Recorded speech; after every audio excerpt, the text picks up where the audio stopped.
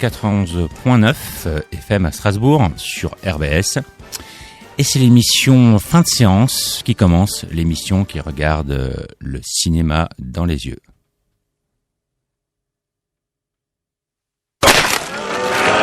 Encore une facture, j'en peux plus de cette paperasse administrative. Otis, mon scribe. C'est lui qui scribe tout. Imotez pas vous. C'est une bonne situation, ça, scribe.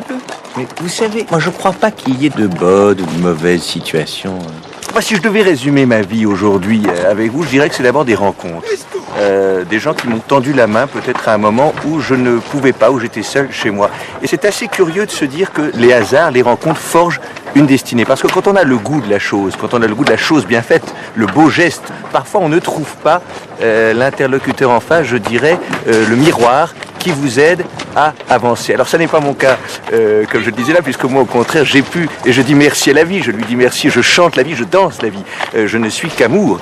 Et finalement quand beaucoup de gens aujourd'hui me disent mais comment fais-tu pour avoir cette humanité, eh ben je leur réponds très simplement, je leur dis c'est ce goût de l'amour, ce goût donc qui m'a poussé aujourd'hui à entreprendre une construction mécanique, mais demain qui sait peut-être simplement à me mettre au service de la communauté, à faire le don de soi.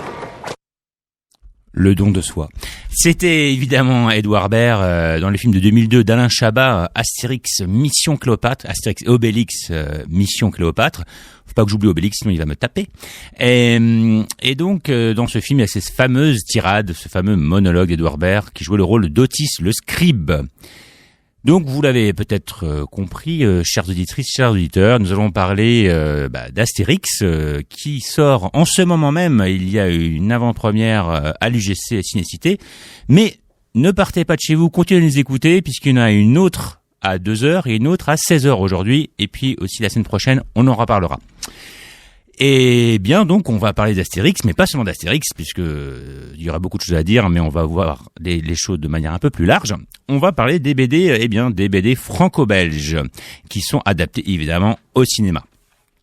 Alors, après cette Mission Cléopâtre, il y a 2 autres films. Il y en avait un autre avant, Astérix est le héros quasiment le plus adapté, mais surtout en dessin animé. Aujourd'hui, on va se tenir comme souvent au film en prise de vue réelle. Et ce n'est pas la première fois qu'une bande dessinée franco-belge est adaptée à l'écran. Il y a eu auparavant Tintin, aussi d'abord adapté en version animée, mais cette fois-ci en poupée de chiffon. Ça c'était il y a fort longtemps, c'était en 1947. Et puis ensuite, la première adaptation en prise de vue réelle, c'était en 61, avec un scénario original, Tintin et la Toison d'Or. Il y en a eu un deuxième ensuite, aussi scénario original, Les Oranges Bleues. On a aussi adapté évidemment Lucky Luke. Lui aussi, il y a eu une adaptation tardive en prise de vue réelle, en 91, un film de Terence Hill, avec Terence Hill, qui peut-être était nostalgique de son fameux rôle de Mon nom est personne. On y reviendra sûrement plus tard.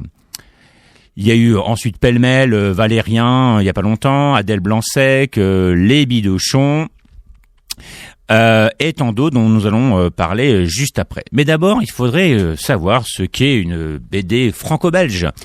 Une BD franco-belge, comme son nom l'indique, c'est une BD généralement dessinée et écrite par des Français ou des Belges et des Français, ou dans tous les sens. Mais pas seulement. C'est aussi, pour certains, quand on parle éditeur ou bibliothécaire, une question de circuit, si vous êtes publié par les grosses écuries ou en indépendant. On va débrouiller un peu tous ces fils et voir qu'est-ce qui est adapté comment, avec notre premier chroniqueur, Florian Schiffer, qui est là pour la première fois, et qui va nous parler un petit peu de 7e art et des ponts qu'il y a avec le 9e art. Pour ceux qui ne le sauraient pas, le 9e art, c'est la bande dessinée, n'est-ce pas Florian ? Oui, alors bonjour à tous. Merci beaucoup Joao et Christian de m'accueillir avec vous. Et donc me revient la responsabilité d'évoquer les passerelles entre le 9e et le 7e art et comment les artistes vont passer de l'un à l'autre et réciproquement.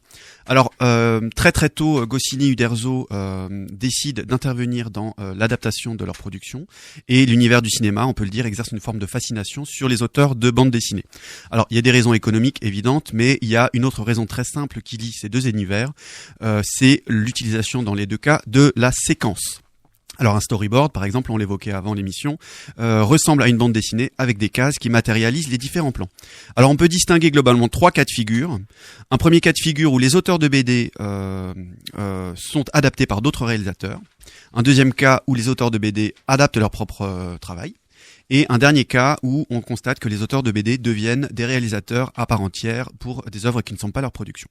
Donc, premier cas de figure, il est très simple. La BD sert de scénario à un réalisateur qui va interpréter et transposer l'œuvre d'un auteur.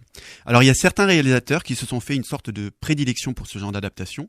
T'en as déjà évoqué une, Luc Besson par exemple, qui a adapté Adèle Blanc-Sec ou plus récemment Valérian. Alors, l'adaptation peut concerner soit une BD déclinée en série, ou une BD qui n'est sortie qu'en un seul volume et qu'on appelle dans le jargon un one-shot. Voilà. Alors, pour les films qui adaptent des séries de BD, on peut évoquer Les Chevaliers du Ciel, qui sort en 67, d'après la BD de Charlier et déjà Uderzo. C'est le cas également de la série Barbarella, de Jean-Claude Forest, adaptée par Vadim en 68 avec Jane Fonda. Autre série adaptée en un seul film, donc Adèle Blanc-Sec, on en a parlé, une série qui a commencé en 1976 de Jacques Tardy et qui a été adaptée donc 35 ans après, et c'est probablement le record de décalage entre la parution de la BD et du film. On peut évoquer aussi Blueberry, 29 tomes écrits par Jean-Michel Charlier, adapté par Yann Kounen en 2004, ou Largo Winch, adapté par Jérôme Salle en 2008 et 2010 avec Sharon Stone. Donc la série de bande dessinée n'a pas forcément besoin d'être longue pour être porteuse. On peut par exemple signaler Christophe Blain et son Quai d'Orsay en 2012, qui était publié en 2 volumes et adapté par Tavernier. Pareil pour Lulu Femme Nue, la BD de Davodo, adaptée et portée par Karine Viard en 2013, avec 2 nominations au César à la clé. On peut signaler aussi Larsenet avec Le Combat ordinaire, Rosalie Bloom, adaptée de la BD Primée à Angoulême, écrite par Camille Jourdi, qui est une illustratrice passée par l'École des Arts Déco de Strasbourg, premier Cocorico. Alors plus récemment, on a assisté au comeback de Pierre Richard et Eddie Mitchell dans Les Vieux Fourneaux, qui était l'adaptation de la série de BD de Wilfried Lupano et Paul Coé. Voilà. Donc autre cas de figure, un one shot, un album en un tome, et le plus célèbre c'est La vie d'Adèle, qui est adapté de la BD Le bleu est une couleur chaude, qui a réussi le Grand Prix de cumuler un prix à Angoulême et la Palme d'Or à Cannes. Voilà. Alors le cas numéro 2 qu'on pourrait appeler On n'est jamais mieux servi que par soi-même, où les auteurs adaptent leur propre BD au cinéma. Donc ça apparaît aussi très tôt, on a parlé de Goscinny avant, Goscinny et Uderzo interviennent dans l'adaptation de plusieurs Astérix, et plus proche de nous on peut citer Enki Bilal, qui a adapté sa propre BD La Foire aux Immortels en 2004 avec Charlotte Rampling. Alors dans ce registre, moi je tiens à citer Les Petits Ruisseaux, qui est une BD formidable écrite par Pascal Rabaté, qui l'a adapté au cinéma et qui est un petit bijou avec un Daniel Prévost très attachant. Et donc, dernier cas de figure, cas numéro 3, quand les auteurs de BD deviennent petit à petit des réalisateurs. Et là, il faut absolument évoquer tout de suite Johann Sfar, qui est le cœur de la matrice, puisqu'il a réalisé en 2010 Gainsbourg, une vie héroïque, dont il a tiré une BD. Le film a plutôt bien marché, il a remporté 3 Césars en 2011, celui de meilleur premier film, et plusieurs BD documentaires ont accompagné le film et la bande dessinée. Donc le même Sfar a adapté sa série à succès Le Chat du Rabbin en 2011, portée par la voix de François Morel. Et on peut signaler que Sfar est actuellement en train de travailler à la post-production de l'adaptation de son autre série à succès, Petit Vampire, qui devrait sortir normalement l'année prochaine. Et donc Johann Sfar, petit à petit, est en train de glisser vers le monde du cinéma, puisqu'il a réalisé en 2015 La Dame dans l'auto avec un fusil et des lunettes, donc tout un programme. Et c'est un film qui n'est pas adapté d'une bande dessinée. Alors j'ai cité Sfar, on peut signaler qu'il a produit aussi l'adaptation d'une série de BD, Aya de Yopougon, donc une BD consacrée à l'Afrique, qui a été écrite par Marguerite Abouette et Clément Oubrerie, qui sont les 2 auteurs d'une série très attachante publiée entre 2005 et 2010. Donc dans l'entourage direct de Sfar, il faut signaler Mathieu Sapin, qui a dirigé récemment Le Poulain, qui est sorti cette année, et on peut rappeler que Mathieu Sapin aussi est passé par l'École des Arts Déco de Strasbourg. Décidément. Ouais, oui, c'est une vraie matrice. Hein. Très bonne école. Il faut toujours le rappeler. Et parmi les auteurs autour de Sphare et Sapin, on doit mentionner évidemment Riyad Sattouf, qui continue lui à publier des BD. Il vient d'en sortir une pour le dernier tome de l'Arabe du futur, et qui réalise aussi de temps en temps des films. Donc on a, je pense tous apprécié Les Beaux Gosses, qui est sorti en 2009, qui est pas proprement l'adaptation d'une BD, mais qui est la transposition au cinéma de son univers et de sa série, notamment La vie rêvée des jeunes, ou de son one-shot Retour au collège. Et donc Sattouf, après avoir dirigé Les Beaux Gosses, a réalisé Jackie au Royaume des filles, qui a fait un énorme four. Pour finir, on peut citer Marjane Satrapi, elle aussi, encore une fois, une ancienne étudiante de Strasbourg, qui a donc adapté sa série Persepolis en 2007, qui a adapté un deuxième film, deuxième BD en film Poulet aux prunes en 2011, et maintenant elle semble se consacrer pleinement au cinéma, puisque elle a réalisé The Voice en 2014. L'émission? Ouais, The Voices, pardon. Ouais, d'accord. The Voices, et elle prépare actuellement une BD, un film consacré à la famille Curie. Donc Pierre, Marie et Wurst. Superbe. Superbe. Johan Spark qui a aussi ah oui, d'accord, là, ouais, j'avais. Ça fait, ouais. Qui a réalisé aussi Gainsbourg, vie héroïque. Oui, tout à fait. Gainsbourg, vie héroïque. Qui est un bon biopic, on en parlait il y a quelques émissions, et ça en fait partie des bons. Voilà. Tout à fait. Alors, mes chers chroniqueurs, car il y a aussi Christian que vous avez entendu. Oui, bien sûr, on ne me présente plus, tu vois, c'est ça. Je suis vraiment le gars. Mais non, mais j'ai rien dit, hein. J'allais te présenter je fulminais, tu vois, je me disais, oui, mais j'allais te présenter, pour pouvoir, à l'époque, j'étais le compère, tu sais, maintenant, aujourd'hui, voilà. Au secours. C'est pas une thérapie de groupe ici, monsieur Houlet. Donc non, c'était, j'allais te présenter pour pouvoir rebondir sur ce que vient de dire Florian, en te posant une question, et à Florian aussi, mais d'abord toi. Oui. Le site Business Insider, donc des amis qui parlent en anglais, ont une formule, donc en réfléchissant à tout ce que vient de dire Florian, ils auraient trouvé la formule pour faire l'adaptation de BD ultime, bon, sachant qu'ils sont américains, donc c'est un peu plus dans le comics, mais c'était intéressant. Donc il y aura le high concept, donc en gros un gros concept, une belle originalité de scénario, faut encore définir ce que c'est, plus un character driven story, c'est-à-dire une histoire qui se concentre sur le héros en tant que tel, et puis la hero's journey. Alors ça c'est l'anthropologue Joseph Campbell qui avait défini ce concept, c'est-à-dire en gros les trucs millénaires. Il y a un héros, il est jeune, il a une initiation, il s'en va, il y a une épreuve et retour à la case départ pour affronter son démon final. Ouais, c'est la base de tellement de films voilà. américains. Est-ce que tu penses que ça suffit pour définir une bonne adaptation de BD? Moi, je ne pense que ça ne suffit pas pour cela, parce que même si on suit le précepte ou le concept, en tout cas, ça ne suffit pas. Il faut rajouter quelque chose. Alors, on en a déjà parlé pour l'adaptation jeunesse. C'est un mystère quand même, une adaptation réussie ou loupée, parce que faut-il rester près du matériel original? Faut-il s'en éloigner? Parce que là, du coup, les fans vont pousser de grands cris.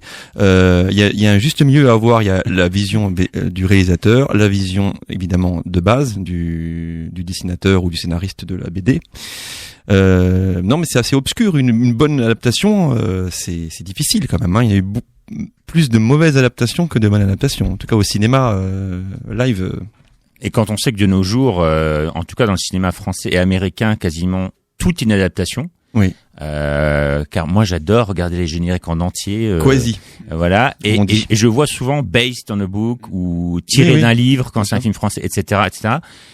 Et je me dis, ah ouais, d'accord. Donc, en fait, les scénarios originaux, c'est de plus en plus rare. Peut-être une émission sur est-ce que le scénario original existe toujours? Encore. On ne sait pas. En France, peut-être, mais aux États-Unis, c'est difficile. Mais même en France, ce que je te disais, des films comme on lit pas tout. Par exemple, là, il y a un film qu'on ne sommes pas allés voir, tiré d'un livre de Christine Angot. Si on l'avait pas dit, en voyant la bonne-annonce avec Virginie Efira, je ne l'aurais pas su. Donc je me suis dit, ah, encore, d'accord. Et à chaque fois que tu creuses quasiment, si on l'avait su, on serait pas le voir. On serait pas voir non plus. Aussi. Pardon? Si on l'avait su, on serait pas le voir non plus. Si. Oui, non, mais j'ai failli le voir celui-là. Ouais, mais pour Virginie Efira. Encore une Belge, donc les meilleurs des Français, quoi. À chaque fois que je trouve une actrice bien, elle est belge en fait. Même Cécile de France. Voilà, elle est belge. Bon. En tout cas, et qu'est-ce que tu en penses, Florent? Est-ce que, avec tout ce que tu nous as dit, est-ce qu'il y a une bonne formule? Parce que même la dernière partie, quand tu parlais des auteurs qui adaptent eux-mêmes leurs films, finalement, c'est souvent assez bon, je trouve, mais quand même, Satouf, son deuxième film, qui aurait pu être un brûlot politique beaucoup plus fort, il est assez atténué, peut-être par le fait que c'est du 7e art. Oui. Alors, je pense que il faudrait définir réussi. Oui. Non mais c'est vrai. C'est vrai. Il faudrait définir réussi. Est-ce que c'est réussi du point de vue commercial? Auquel cas, très souvent ça marche quand même. Sinon, je pense qu'il le ferait pas. Je me rappelle que La vie d'Adèle, par exemple, a une rentabilité incroyable. C'est vrai. Ils sont largement rentrés. Ils sont largement rentrés dans leurs frais. Tout à fait. Après, c'est sûr que quand l'auteur qui a la paternité de l'œuvre travaille à l'adaptation, disons, ça va peut-être contenter les fans parce qu'il y a une forme de fidélité à l'esprit originel. Mais c'est pas forcément non plus un gage de qualité, de qualité, de réussite. Enfin, oui, t'as raison. C'est vrai que c'est bizarre ça d'ailleurs. C'est très bizarre. Ouais. Et parce que c'est pas le même métier, vraiment. On peut le voir. Une petite digression, parce qu'on en parlait la semaine dernière, c'est que J.K. Rowling, qui fait le scénario des Animaux Fantastiques, elle le fait de manière littéraire. Et il est un peu trop bavard. Il est un peu trop, tu vois, il y a trop de détails. Et voilà, il aurait mérité d'être un peu plus léger, quoi. Et là, on peut clairement, on peut rajouter. On ne trahit pas le matériau d'origine, mais en tout cas. Il aurait mieux peut-être fallu le faire un peu plus. Et on peut rajouter une chose, une petite couche, à une émission qu'on avait fait ensemble, mon cher Christian. Tout le temps. Non, mais c'est parce que maintenant qu'on est à la 12e émission, on peut mettre les choses un petit peu en abîme. On a parlé de la Palme d'Or, et par exemple, moi je suis sûr que le Keshish, La vie d'Adèle, aurait marché sans Palme d'Or. Notre conclusion, ceux qui n'ont pas entendu l'émission, elle est en podcast sur notre chaîne YouTube, fin de séance, bien sûr. Mais en tout cas, pour résumer, on avait conclu que la Palme d'Or n'aidait pas tant que ça les films à marcher, ni le Caméra d'Or, ni etc. Enfin, tout ce qui est Cannes, on n'a pas encore analysé la Mostra et autres festivals, c'est un peu différent. Donc oui, et sachant que le film de Keshish, La vie d'Adèle, par rapport à l'adaptation, en termes d'adaptation par rapport à la fidélité à l'œuvre, c'est une mauvaise adaptation.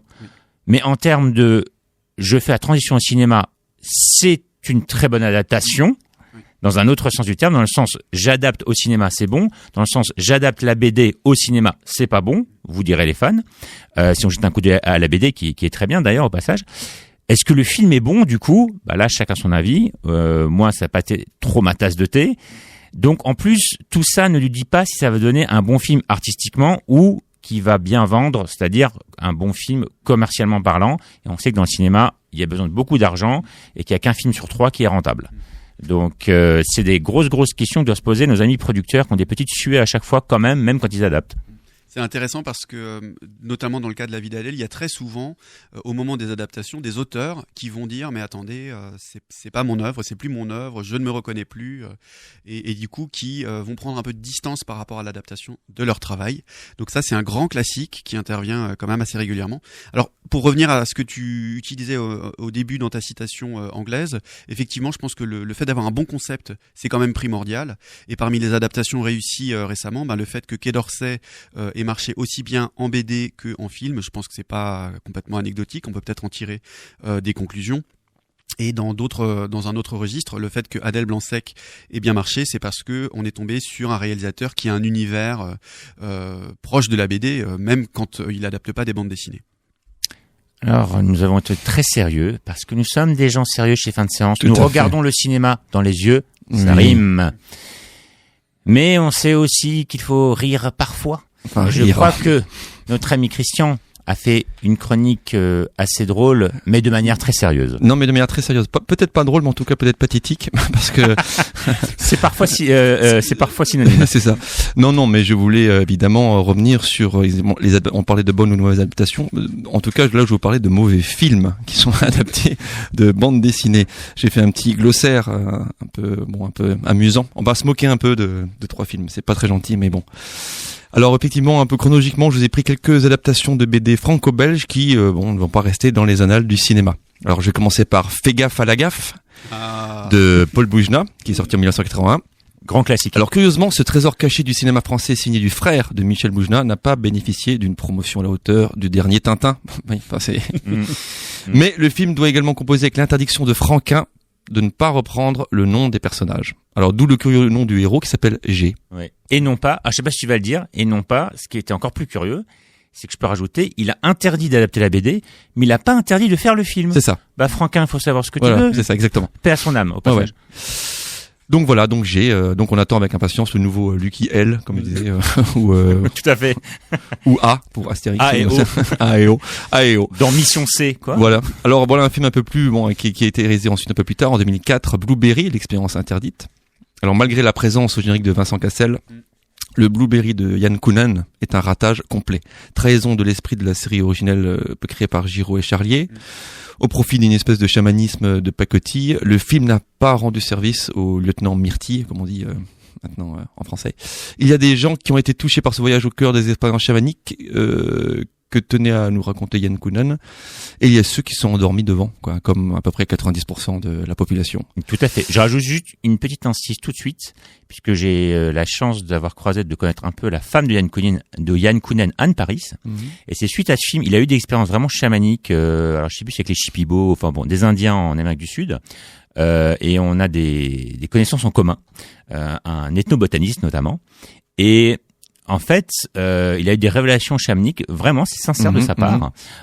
Donc le film paraît, comme tu dis, du chamisme de pacotille parce que ça n'a pas été très bien rendu, désolé pour lui.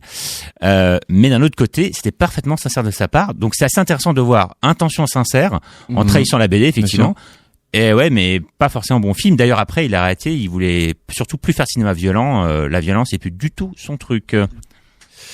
Alors, je termine, c'était passionnant. Je termine avec une petite précision sur ce film, on le reviendra plus tard, c'est Thomas Langman qui a la production. Je vous le dis ça parce qu'on en reviendra. Oh oui. On reviendra dessus. Alors, Les Dalton en 2004 de Philippe Haïm. Alors, le risque de confier une adaptation à des acteurs jugés bankable comme Eric et Ramsey, c'est de les voir s'approprier totalement le film et de réduire à néant l'esprit originel. La preuve, avec ce joli navet, quand même. Et alors, on reste sur le même univers. Lucky Luke. Alors, décidément, les westerns de la BD n'ont pas de chance au cinéma. Après le calamiteux, donc, Les Dalton, Jean Dujardin croyait lever la malédiction en adaptant à sa sauce l'œuvre de Maurice et Goscinny. Eh ben, le pauvre Lonesome Cowboy attend toujours. Alors là, attention, on va toucher au chef-d'œuvre avec Is No Good de Patrick Braoudet. Ouais, alors il pensait avoir eu l'idée de génie en proposant à Michael Youn le rôle de l'infâme Busy créé par Goscinny et Tabary. Mauvaise pioche. Un film qui donnerait presque l'impression d'avoir été tourné juste pour justifier les passages de ses acteurs en promo. Heureusement que Jacques Villeray aura eu le temps de tourner encore quelques trucs avant de nous quitter parce que Michael Youn, dans son meilleur rôle, sans doute, ça fait très mal. Ensuite, mes amis, je sais que vous l'attendez avec impatience, Astérix aux Jeux Olympiques de Frédéric Forestier et Thomas Langman, qui non seulement devient, là, normalement, c'est un producteur, mais là devient réalisateur comme ça, par un petit claquement de doigts.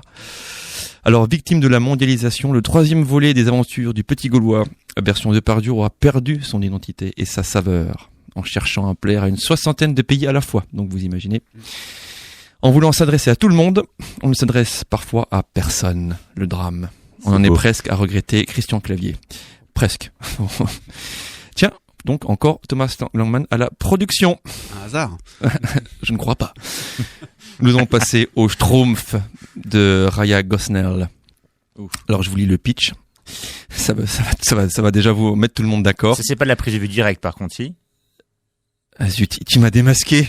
Non mais c'est pour savoir, c'est pour que les auditeurs soient au courant s'ils n'auraient pas vu ce chef-d'œuvre. J'avais besoin quand même d'en parler. Bien sûr, non mais bien sûr. Parce que c'est juste pour préciser, il faut en parler. Après avoir été chassés de chez eux par Gargamel, les Schtroumpfs débarquent dans le monde des humains. Mais où? Au beau milieu de Central Park. Donc, que dire de plus? Le pitch lui donne déjà une place de choix dans ce top. Écoute, ça donne presque envie de regarder Les Visiteurs en Amérique. Donc, alors, Boule et Bill. Donc le tandem Alexandre Charlot et François Magnier nous promettait une comédie familiale. On assiste plutôt à un drame social profondément mélancolique. Tous les gags tombent à plat, on s'ennuie ferme et les enfants dans la salle bâillent dès la 10e minute. Bon, on est loin du bon enfant des albums de Roba. C'est déprimant. Voilà, de quoi nous donner le bourdon. J'enchaîne ensuite parce qu'en 2018, il y a eu une bordée, je vais juste en aborder deux vite fait, une bordée d'adaptations, et notamment du Monde de Franquin. Ouais. Avec le petit Spirou. bon, je vais pas en parler, mais je vais parler des aventures de Spirou et Fantasio d'Alexandre Coffre. Alors, dire que cette adaptation respecte la BD est impossible. Dès le démarrage du film, Fantasio est un pickpocket, alors que normalement c'est quelqu'un de complètement droit. Enfin, c'est un droiture groom. même, c'est un groom. Mhm. Que dire de l'aspect des personnages, les amis? Fantasio avec une tignasse qu'il n'a jamais eue, le comte de Champignac qui a pris 120 kilos parce qu'il est incarné par François Clavier.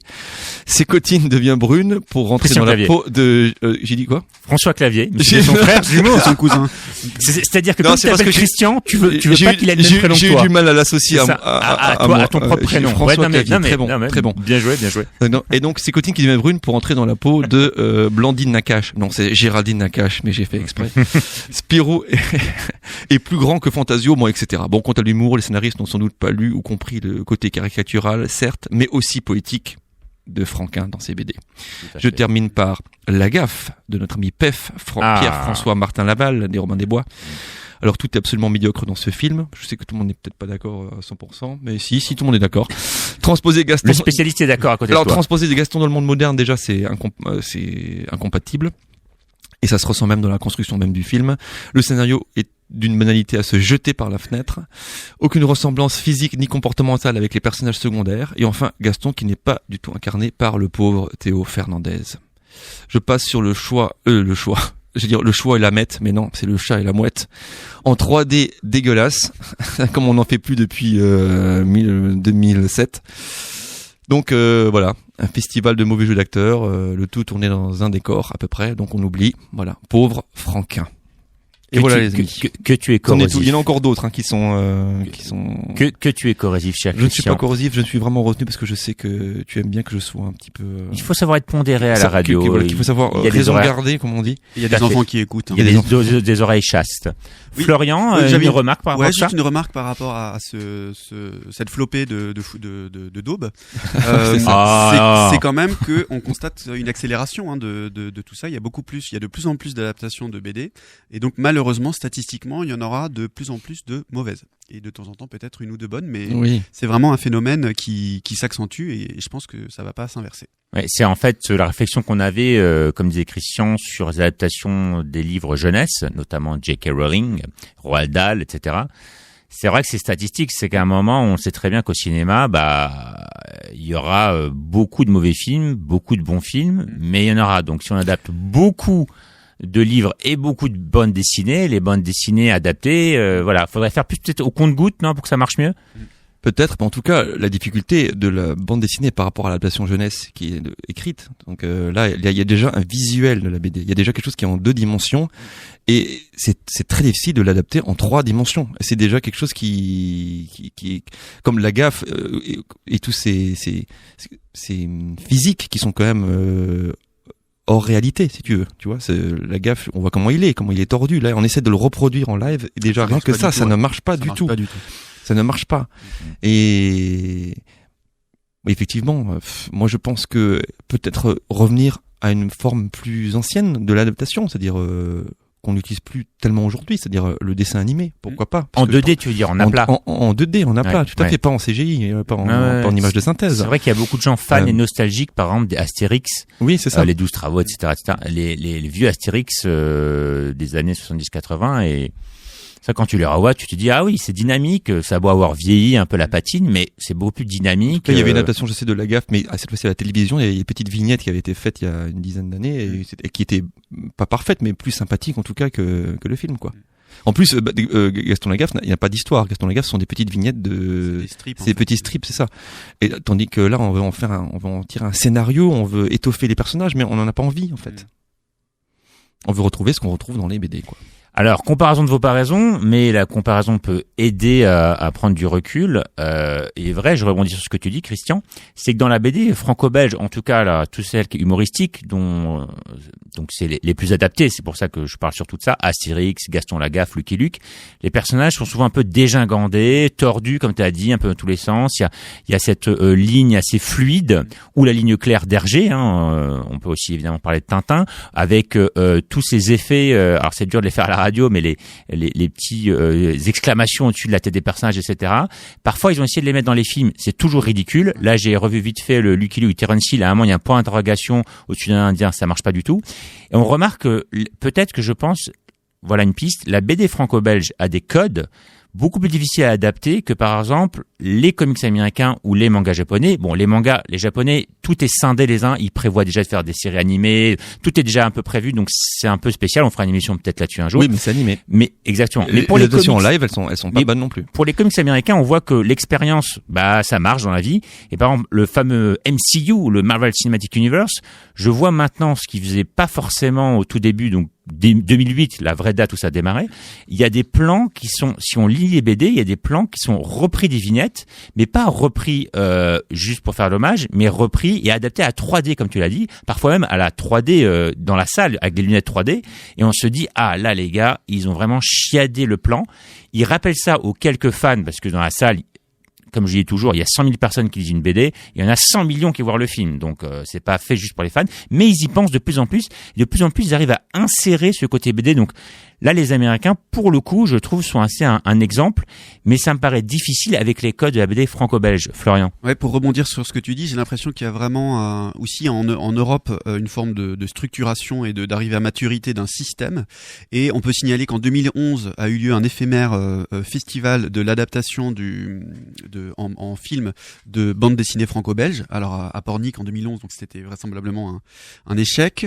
Et on peut signaler aussi que c'est dommage, ça n'a pas duré, mais depuis le début des années 2000, donc ça va faire bientôt 20 ans, le festival d'Angoulême, qui est donc la Mecque de la bande dessinée, dispose de son propre marché international des droits et des licences, où vont donc se négocier les utilisations en adaptation pour le cinéma. Donc je pense qu'on est maintenant aussi en Europe à un niveau de structuration qui est assez poussé et qui va envisager très tôt et très rapidement d'adapter des bandes dessinées. C'est ce qui va permettre parfois d'aller très vite, et on peut constater qu'il y a des bandes dessinées qui sont adaptées, qui sortent 2 ans après le film sort 2 ans après la BD. Donc ça va très vite, et je pense que le système est mûr.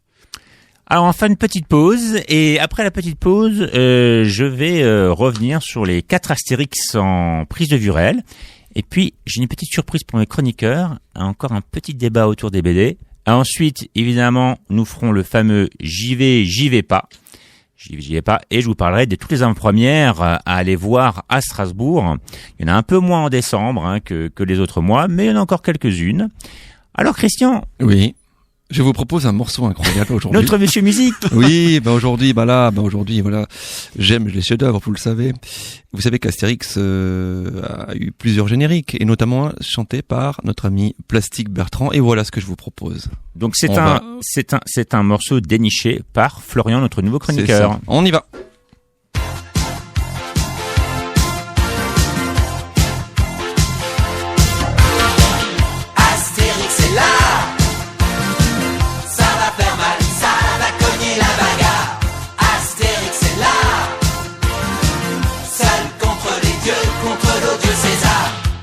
César, t'auras pas d'Oscar. T'as l'air romantique, mais ta remet en toc. Arrête ton cirque, c'est pas toi qu'on croque. Pauvre légionnaire, tu rames la galère. Et pendant qu'à Rome, ils l'ont dans le baba, il n'y a qu'un homme, un Gaulois, pour crier go home aux Romains délicats qui tombent dans les pommes, faut voir ça. Astérix est là, il se bat.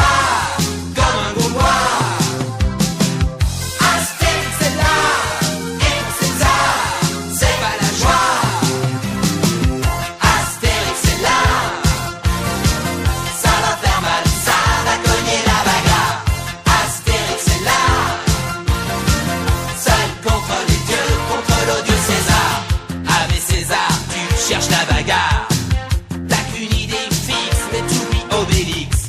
Arrière Satan, ancien combattant, en jupe en péplum, t'as le look qui dégomme.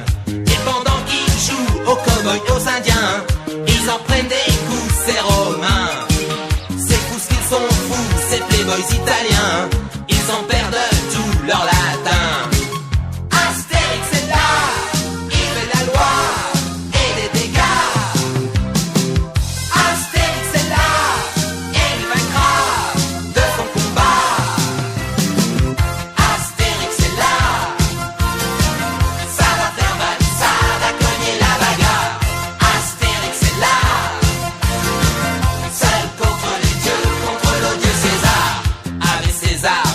Superstar du film des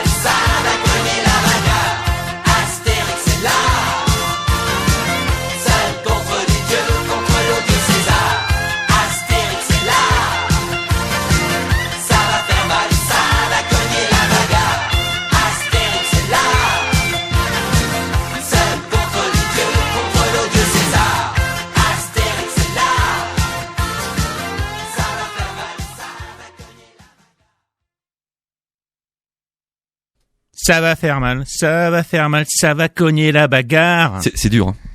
Non, c'est sublime. Non, c'est très dur. C'est très dur. J'adore Plastic Bertrand. Quel homme. Quelle chanson. Vraiment. Non, mais en tout cas, on le disait dans le studio là. Les pauvres auditeurs, ça a été une épreuve pour eux. Je reçois des messages d'un auditeur en ce moment même. Je ne vous le mens pas. Ça oui. Oui. Qui me dit quel talent pour choisir les morceaux. Donc, tout à fait. Mais à coup pas. Non, mais justement, il faut y aller. Il faut aussi un petit peu savoir rire parfois. C'est vrai, il est bon de rire. Alors, je vais vous parler de cette saga. Ça s'appelle une saga. C'est même pour être précis une tétralogie. C'est la tétralogie d'Astérix et Obélix au cinéma. Voilà, avec Christian Clavier au départ et Gérard Depardieu. Donc Gérard Depardieu va tenir le rôle jusqu'au dernier film, le 4e. Donc quand il s'en va voir les Bretons. Et il est remplacé à ce moment-là par Edouard Baird. Le film d'avant, il est remplacé par Clovis Cornillac, Christian Clavier, donc le rôle d'Astérix. Oui, parce que pas Obélix. Oui, pas Obélix. Obélix, en fait, est le seul qui va faire le lien entre ces 4 films, bizarrement, puisqu'il y a aussi Jules César, qu'on voit assez souvent dans les films, et qui va changer. Il y aura Alain Delon dans Astérix aux Jeux Olympiques, tu as cité avant, Christian. Je pense que c'est le pire. Et il y aura Lucchini dans le dernier film, qui est probablement le meilleur. Et le tout premier, qui est l'acteur qui joue Astérix dans Astérix et Obélix contre César. Qui César. joue Jules César, c'est ça? Qui joue Jules César. C'est le réalisateur. Et non. Ah non, je ne sais plus. Claude Pieplu. Attendez. C'est le moment de James Bond, de fin de séance. Il s'agit de Gottfried John, qui jouait le général Ouroumov dans GoldenEye. Et voilà, je l'ai placé une fois de plus. Ça y est, il a réussi à placer James Bond. Je viens de réussir mon dimanche. Okay. Donc cette saga a fait beaucoup couler d'encre, puisque le deuxième film, Mission Cléopâtre, coûte la bagatelle de 50 millions, mais il fait un carton au box-office. Oui. Ce n'est beaucoup moins le cas du suivant, qui lui en valait carrément apparemment 78. Ouais. J'ai lu 65, 78. En tout cas dans ces eaux-là. Donc un des films les plus chers de l'histoire de France et de Navarre. Incroyable qu'il y ait ce genre de budget pour une qualité qui a souvent été décriée par les critiques et le public. Voilà, ensemble. J'ai revu les 4 films à la suite. Et alors, ce que je peux dire, c'est que la nostalgie joue à fond dans l'esprit de beaucoup. C'est pour ça que j'ai mis l'extrait au début d'Otis. Cette fameuse tirade d'Edouard Baird, personnellement, quand je l'ai revue, je me suis dit, ah ouais, c'est un peu passé. On voit que c'est un peu de l'impro. Bon, c'est rigolo, mais c'est un peu comme quand un ami à nous fait rire en impro autour d'une bonne bière au restaurant. Finalement, avec le temps, on se dit, bon, ok. Et tout le film est comme ça. Et puis, tu parlais de mauvais acteurs. Je ne serais pas aussi corrosif que toi, cher Christian, mais Jamel Debbouze, il va falloir quand même m'expliquer son charisme dans ce film où tout le monde m'a dit c'est son meilleur rôle, etc. Bah si c'est ça son meilleur rôle, j'ai bien fait de pas voir le reste. Ensuite, je trouve que Clavier et Depardieu font leur boulot, c'est parce que mais en fait, ça veut rien dire des vrais acteurs, mais disons que c'est vraiment leur métier et c'est des vétérans, ils savent y faire. Le problème du film de Mission Cléopâtre, que moi je trouve que quand même un bon film, même s'il est générationnel, parce que c'est un film qui est vraiment de cette génération Canal+. C'est là où je veux en venir. Voilà. Mais il plaît encore, je pense qu'il plaît encore aux petits et aux grands aujourd'hui. Mais le problème, c'est que Astérix et Obélix deviennent des personnages secondaires dans ce film. C'est-à-dire que ce ne sont plus les personnages principaux. Le personnage principal, c'est évidemment Otis. Non, pas Otis, mais en tout cas le personnage de Jamel Debbouze. Oui. Voilà. Oui, je ne sais plus. Oui, vas-y. Ouais, donc voilà. Et donc du coup, c'est un bon film, moi je pense en soi, si tu veux, mais comme adaptation maintenant finalement d'Astérix. Bon, il y a le côté anachronique, on retrouve tout ça, on retrouve quelques gags et quelques scènes tirées de la BD également. Je parle sous contrôle de Florian, qui est un grand spécialiste de la BD franco-belge. Mais moi je disais aussi, j'ai lu tous les Astérix jusqu'au 50e quand j'étais jeune. Mais comme le premier, finalement le premier de Zidi finalement est encore plus proche de la BD. Oui.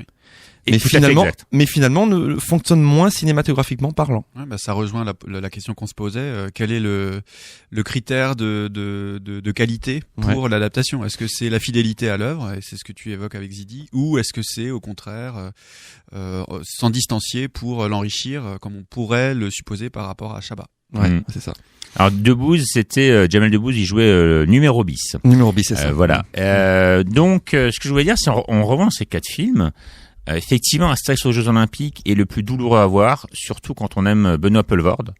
qu'il a fait tout ce qu'il peut, mais qui ensuite a bien craché sur la production. Il a eu un tournage très très très difficile. Voilà, il a bien craché sur la production. Il a joué plein de scènes avec Alain Delon. Ouais. Et Alain Delon refusait de jouer des fois parce qu'il était fatigué, parce qu'il en avait marre, parce qu'il avait pas envie de jouer avec Poulvord.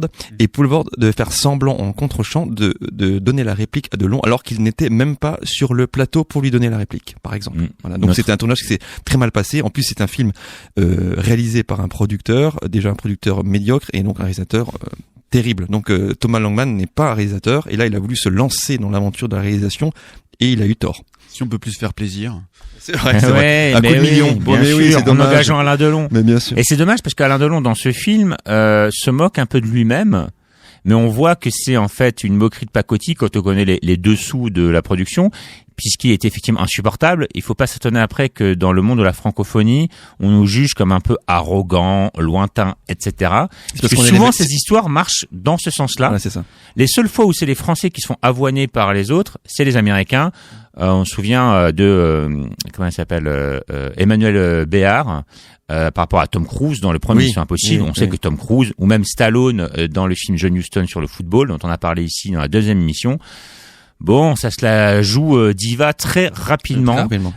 Pas tous, hein, mais on voit que bon, on est à mon avis dans les 2-3e positions mondiales dans la probabilité de faire bip et d'embêter tout le monde sur le plateau. Malheureusement, les Français. J'ai pas d'histoire comme ça, par exemple, sur nos amis belges ou nos amis québécois dans la francophonie ou nos amis de l'Afrique francophone. Donc c'est un peu désolant. Et je voulais parler du dernier film, du coup, pour terminer. Donc quand il va chez nos amis bretons, où il y a Catherine Deneuve qui joue une genre de première ministre, et moi j'ai trouvé tout à fait correct, tout à fait à sa place. Edouard Baird, qui moi le numéro d'Otis, quand je le vois la deuxième fois, ça me fait plus trop rire, même si je l'ai passé à l'antenne tout à l'heure. Moi ça me fait toujours rire. Quand je bah le voilà, repasse, mais ça je me sais fait que rire. ça marche bien, donc je pense aux autres. Et puis là, je pense que c'est pas moins générationnel. Je sais que, enfin, on va pas parler de nous personnellement, mais je sais que j'ai un enfant et qui se passe ce truc en boucle et qui il se le passe en boucle et qui le récite, qui me le récite. Tel père, tel fils. Ça marche non, encore. et donc le quatrième volet dont on a un peu parlé, en le revoyant, je me suis dit, Edouard Baird qui joue alors un Astérix un peu transit d'amour. Eh ben, ils ont essayé de donner plus de souffle, plus d'épaisseur au personnage d'Astérix, qui effectivement passe un peu à la trappe à la fois dans celui avec Cléopâtre, puisque le personnage principal, c'est César, c'est numéro 10, c'est Bellucci, mais c'est parce qu'on les a dirigés comme ça, hein, parce que c'est des acteurs qui peuvent remplir totalement l'écran. Et là, plus du tout. Cornillac, il fait ce qu'il peut, mais c'est un peu pareil. Surtout que c'était le pire film de la série. Mais Edouard Baird, c'est vrai qu'il donne un côté un peu romantique au personnage. Ils ont vraiment essayé de faire quelque chose pour le quatrième, donc je veux pas dire que c'est un chef-d'œuvre. Bel effort. Mais c'est un bel effort, et il est pour moi aussi bon que le Mission Cléopâtre sur d'autres aspects. Mieux que le premier même, qui tâtonnait un petit peu, mais comme t'as dit, qu'il voulait être trop fidèle. Oui, il voulait être trop fidèle. Il y avait un côté un peu poussiéreux ou poussiéreux plus sérieux. Et moins sérieux. Mais mais il était, mais il est, je pense que Zidi a voulu vraiment rendre hommage au matériau de base, tu vois, enfin à la BD. Mais c'est vrai que du coup, le film est un peu, comment dire ça, sclérosé, quoi. Et puis. Tout ça pour dire que les adaptations en prise de vue réelle d'Astérix, c'est entre moyen à médiocre. En tout cas. Donc, mes chers chroniqueurs, on n'est toujours pas au bout du tunnel pour trouver la bonne adaptation de BD franco-belge. Il faut revenir au dessin animé. Alors, de notre enfance. À ce propos, quelle est votre adaptation en prise de vue réelle, bien sûr, préférée des bandes dessinées franco-belges? Moi, je sors un petit peu des sentiers battus, mais je reviens sur ce que j'ai dit dans ma chronique. Je maintiens Les Petits Ruisseaux de Rabaté, qui était déjà une bande dessinée à lire, à offrir. On est bientôt sous le sapin, donc pensez-y. C'est vraiment une bande dessinée drôle, édifiante, vraiment très touchante. Et l'adaptation, pour moi, est une vraie réussite. On passe un bon moment. Et moi, je dirais que c'est un peu inattendu, mais c'est celle-ci que je retiendrai. C'est bien. C'est un truc du coup. J'ai envie de dire, ça arrive aussi dans les mangas et dans les comics, il y a un point commun, c'est les adaptations de BD moins connues, plus discrètes, où peut-être on a plus de liberté artistique. C'est un concept important dans l'art, évidemment, la liberté artistique, où c'est vrai que du coup, les réalisateurs et les producteurs ont peut-être plus de liberté et ils adaptent quelque chose qu'ils ont envie d'adapter. Christian? Écoute, moi c'est Valérian. Non, pas du tout. Tu sais qu'il y a des fans qui ont dit que c'était bien. Non. C'est assez, je sais. Florian nous Non, le mais disait en hors antenne, c'est assez Non, incroyable. je voulais mais parler bon, juste de soit. Valérian. J'ai pas mis dans les plus mauvais Voilà. films parce que Moi non plus, j'ai pas détesté. c'est pas un très mauvais film. Enfin, juste que ce qui est dommage, c'est que les deux personnages principaux ne sont pas bons. Ouais. C'est dommage pour un film qui les met en avant pendant Ouais. tout le long Il y a du, très bonnes du long idées métrage. de scénario, Voilà. d'action. Non, mais moi, je c'est pense rythmé. Enfin, c'est finalement, pas là, si mal. comme moi je pense vraiment cinéma. Pour moi, finalement, quand même, l'Astérix Obélix Mission Cléopâtre, pour moi, ça reste un bon film. Alors, tu me dis voilà, je sais pas si c'est la meilleure adaptation, mais en tout cas, j'ai pris beaucoup de plaisir à regarder ce film. Il est bien réalisé, il fonctionne bien. Pour moi, ça reste un très bon souvenir de cinéma quand même. Alors, ma crédibilité de cinéphile international va en prendre un coup. Moi, j'avoue, j'ai un excellent souvenir de 2 films, les 2 adaptations de Largo Winch. Voilà, non. On passe à la suite. Merci, on passe à la suite. Alors, c'est tout de suite, c'est le L'horreur. j'y vais pas. J'y vais pas. Alors, le premier de la liste, évidemment, puisqu'on ne parle que de ça depuis aujourd'hui, puisque c'est le thème de l'émission avec nos superbes chroniqueurs, c'est Astérix, le secret de la potion magique, donc qui est en avant-première en ce moment même. Il y sera à 14h et à 16h, aux séances de 14h à 16h, à l'UC Ciné-Cité. Est-ce que vous allez le voir? Moi, j'y vais. Moi, j'y vais et j'amène mes enfants. Oui, ouais, c'est ça. Et, c'est dommage qu'on ait parlé que du live parce que là, je pense que justement les adaptations là de Astier sur Astérix, je pense que ce sont des bonnes adaptations. Je pense que ce sont des bons films. Meilleur que le premier, meilleur que les lives quoi. C'est ça, Astérix, voilà. c'est ça. Mais en fait, c'est pour ça que je voulais parler des adaptations prises de vue réelle, puisque le film qui sort risque d'être bon à mon avis, enfin à mon sens. J'adore. Il risque d'être bon. Attends. Oui, parce que je l'ai pas encore vu, mais je le sens bien puisque le premier qui était toujours fait par Astier, par les mêmes, il y avait de très bonnes choses. Je me souviens même de certains gags, de certaines répliques. Quand ça se passe comme ça en général, c'est que ça s'est bien passé. Donc toujours pour parler de ce Astérix, donc il sera également en avant-première mardi soir, toujours à l'UGC. Alors pour les sorties, il y a un film qui s'appelle Leto. Est-ce que quelqu'un sait ce que c'est ou pas du tout? Non. Pardon, vas-y, Florian. Le film qui se passe en Russie, c'est ça, le milieu punk Oh, au tout- début alors, des années 80. Ouais. Tout à fait, où on vend des vinyles sous le manteau. C'est ça. Et du coup, ça révolutionne la scène rock en Russie pendant l'URSS. Est-ce qu'on y va ou on ne va pas, c'est ça? Oui, c'est toujours la même question. Je vais laisser Florian répondre en premier. Alors, quand tu m'as dit le pitch, j'étais assez sûr de moi, j'étais sûr de pas y aller. En regardant la bande-annonce, je me suis dit, Ouais, pourquoi pas? c'est ça. Pourquoi pas? Est-ce qu'on peut y aller, mais tranquillement comme ça, sans être trop On peut. jouasse en disant je vais y aller peut-être. Voilà. On peut effectivement y aller sans jouasse. Donc c'est un film de Kirill Serebrennikov. Le fameux.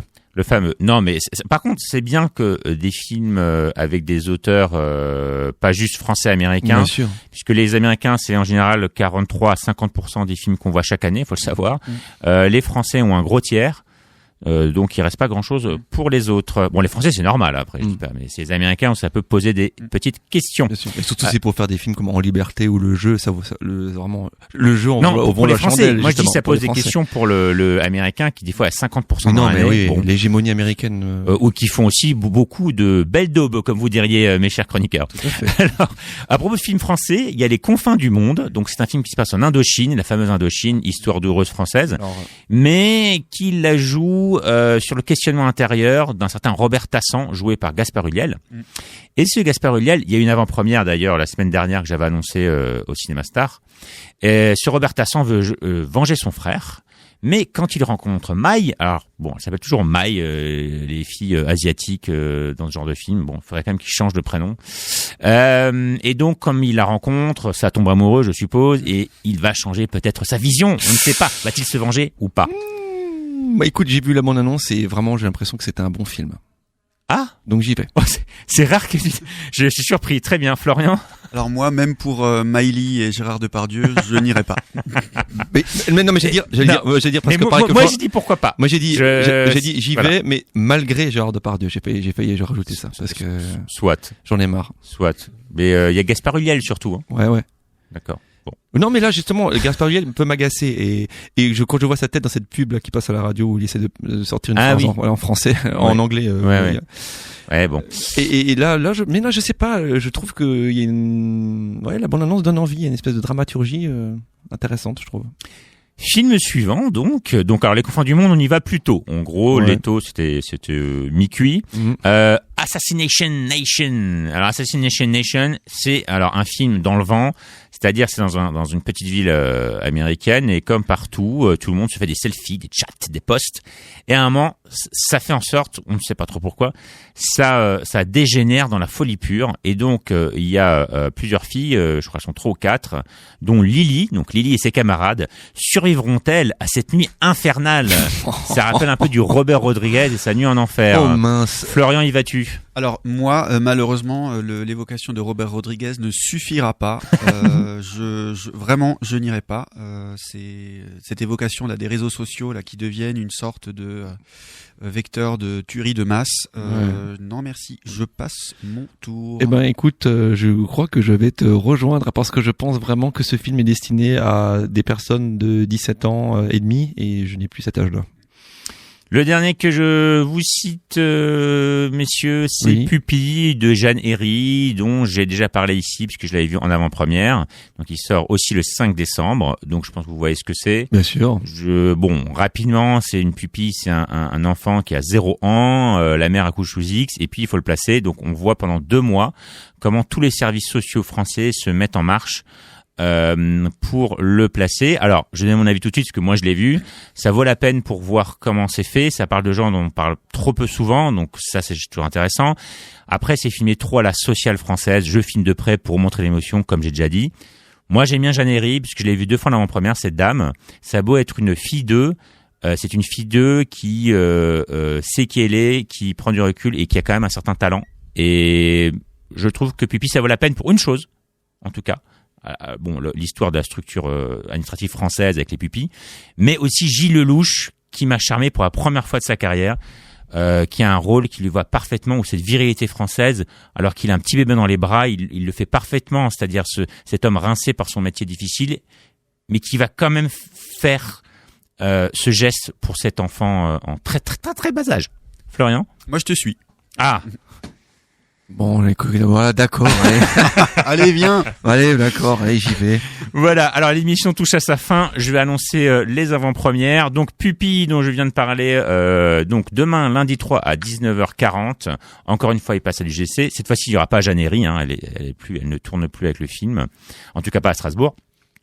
Donc mardi 3, j'ai dit Astérix à 20h. Et puis, alors il y a un autre comics aussi à 20h, Spider-Man, mais la version animée avec Miles Morales, qui sortira lui le 12 décembre. Et donc il est en avant-première le mardi 3 décembre aussi, la séance de 20h à l'UGC. Mercredi 5, toujours à l'UGC, 19h45, l'heure de la sortie, qui sortira le 9 janvier avec Laurent Lafitte de la Comédie Française. Alors, encore un film social français, mais alors j'avoue que le sujet est assez foufou. C'est des gamins, ils ont vu leur prof se suicider devant eux. Du coup, ils sont pas bien. Mais est-ce que c'est parce que ils ont vu ça? Est-ce que c'est parce que c'est une classe de surdoués? Est-ce que c'est pour d'autres raisons obscures? Laurent Lafitte donc va les faire sortir, il va enquêter là-dessus. Alors, social, oui, mais alors, un pitch dingue, je trouve, je dis pourquoi pas. Mais bon, il est pas dans le JV pas, mais je vous pose quand même la question, ça vous intéresse? Oui. Ouais. Pourquoi pas, hein, ça a l'air un peu original. Voilà. Et alors, il y a le Star qui a passé Grande Sainte, donc c'est un documentaire sur cette ville où il y a plein de changements sociaux et écologiques. Ça peut être très intéressant dans le Nord, là où il y a beaucoup de chômage, où c'est assez difficile pour les gens. À 20h ce mardi, au Star, alors le petit Star, hein, pas le Syntex, le Star, l'historique. Et enfin, l'Odyssée, aujourd'hui à 15h. Rien à voir, mais c'est sur grand écran. Le Royal Opera House avec les Valkyries de Richard Wagner. Ça dure 4h50, donc c'est pour les vrais amateurs d'opéra. C'est à partir de 15h aujourd'hui à l'Odyssée. Et je le répète, puisque c'est quand même le thème de l'émission, Astérix repasse en avant-première à l'UGC, Astérix et le secret de la potion magique de Alexandre Astier, à 14h20 et puis à 16h20. Christian, oui. Musique pour terminer. Merci Florian d'être venu. J'espère qu'on te reverra. Avec plaisir. C'était superbe. Qu'il est beau. Il est beau, il est intelligent, il est tout. Il est parfait. Tous ces chroniqueurs sont merveilleux. Tout à fait. Christian, comme d'habitude, tu as le mot de la fin. Eh bien, écoute, de Tintin jusqu'à James Bond, il n'y a qu'un pas. Et comme je sais que mon chef adoré adore James Bond, je vais vous passer un morceau de David Arnold qui reprend un peu les arrangements de Diamonds Are Forever sur l'album Shaken and Stirred. Et c'est vrai qu'il n'y a qu'un pas. Je vais juste dire peut-être une raison, c'est que Spielberg adore Tintin. Il voulait faire un James Bond. Il a fait Indiana Jones. Ça ressemblait trop à Tintin. Il n'a pas fait James Bond. Son Tintin a moyennement marché. Voilà. À toi, Christian. La boucle est bouclée.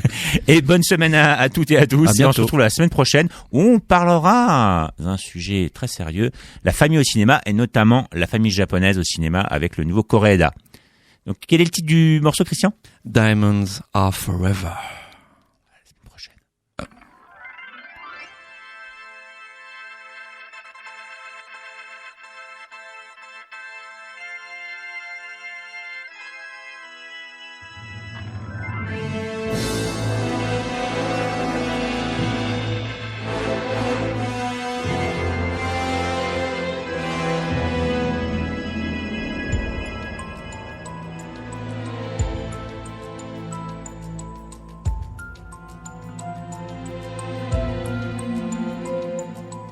Diamonds are forever. They are all I need to please me. They can stimulate and tease me. They won't leave in the night. I've no fear that they might desert me.